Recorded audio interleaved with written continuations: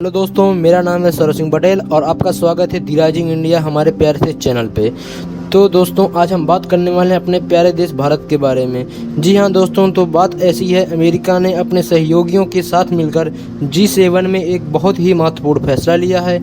इस फैसले में यह बात है कि G7 के सभी देश मिलकर एक साथ रसिया के क्रूड ऑयल पर प्राइस कैप लगाने वाले हैं।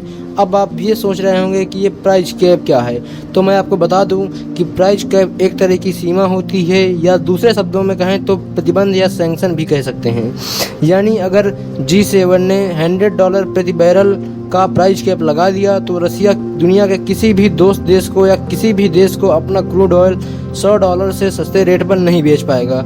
यानी दुनिया के वे देश जो रसिया से तेल परचेज कर रहे हैं, उनको अमेरिका और यूरोपीय देशों के द्वारा सैंक्शन लगाने का भी खतरा है।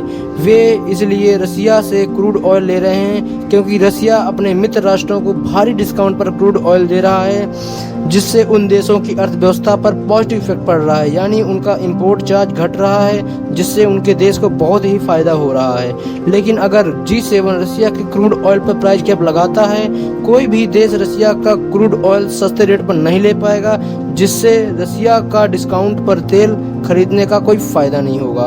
फिर सभी देशों को अन्य देशों से महंगे दामों पर तेल खरीदना होगा, जिससे रसिया को बहुत बड़ा झटका लगेगा। लेकिन उनके पास बाहरी पैसा अधिकतर तेल, गैस और कोयला जैसे नेचुरल पदार्थों को बेचकर आ रहा है, जिससे पुतिन रसिया यूक्रेन युद्ध का खर्चा उठा पा रहे हैं। तो G7 रसिया को पैसे से तरसाने की योजना बना रहा है, जिससे रसिया को मजबूरी में आकर रसिया यूक्रेन वार को रोकना ही पड़ेगा।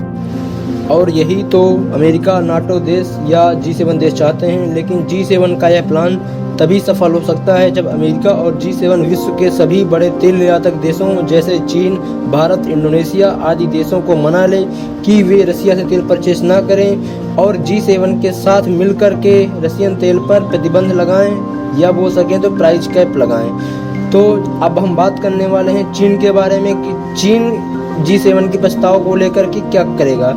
तो जैसा कि अब चीन और रूस बोलते हैं कि उनकी अब नो लिमिट पॉलिसी है, यानी कि चीन और रूस के पार्टनरशिप की कोई भी हद नहीं है, जिससे चीन अपना फैसला कभी भी G7 के प्रभाव में आकर नहीं बदल सकता है।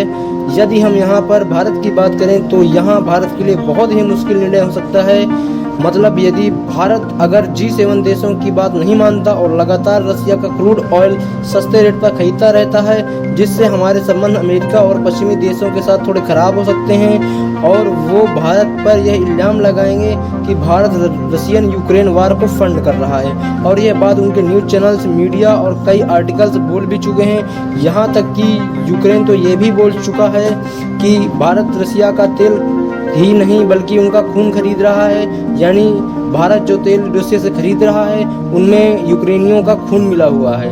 और यह बात एक हद तक सही भी है, लेकिन हमें अपनी जनता की भलाई के लिए जो भी करना पड़ेगा, भारत सरकार वही करेगी। यह बात जयशंकर साहब ने अपने इंटरव्यूज़ में कई बार बोल भी चुके हैं। यदि भारत G7 देशों के प्रस्ताव को मान लेता है तो भारत और रूस के दशकों पुराने मजबूत संबंधों में कड़वाहट आ सकती है, क्योंकि रूस तो यही सोचेगा कि भारत ने हमारा साथ हमारे सबसे नाजुक वक्त में छोड़ दिया, और रूस यह बिल्कुल भी नहीं चाहता है। यहाँ तक कि रूस के विदेश मंत्री जो हैं सर्गेई लावरोव, वो ये बोल भी चुके हैं कि भारत रूस संबंध बहुत ही पुराने और मजबूत हैं, भारत उनका साथ कभी भी नहीं छोड़ सकता, उनकी यह उम्मीद है। यह समय भारत की अग्नि परीक्षा का है, लेकिन हमें यह फैसला कभी ना कभी तो लेना ही था कि हम किस खेमे में हैं। लगता है वो क्षण अभी आ चुका है।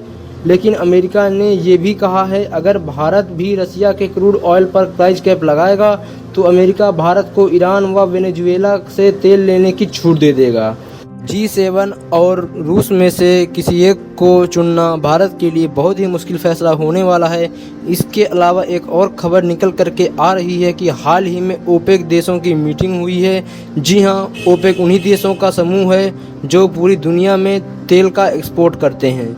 तो उन्होंने ये फैसला किया है कि ओपेक तेल का प्रोडक्शन कम करने वाला है, जिससे अंतर्राष्ट्रीय मार्केट में डिमांड तो बनी रहेगी, लेकिन सप्लाई में कमी आने के कारण कच्चे तेल के दामों में काफ़ी इजाफा देखने को मिलेगा। हो सकता है कि कच्चे तेल का दाम $120 प्रति बैरल भी हो जाए। अभी यह $110 प्रति बैरल के आसपास चल रहा है। यह भारत व अन्य विकासशील अर्थव्यवस्थाओं के लिए अच्छी खबर नहीं है, लेकिन हम उम्मीद करते हैं कि जो भी हो अच्छा ही हो। तो दोस्तों, आगे जो भी कुछ भी अपडेट होंगे इस जानकारी से जुड़े हुए, मैं आपको अपडेट करता रहूँगा। तब तक के लिए जय हिंद।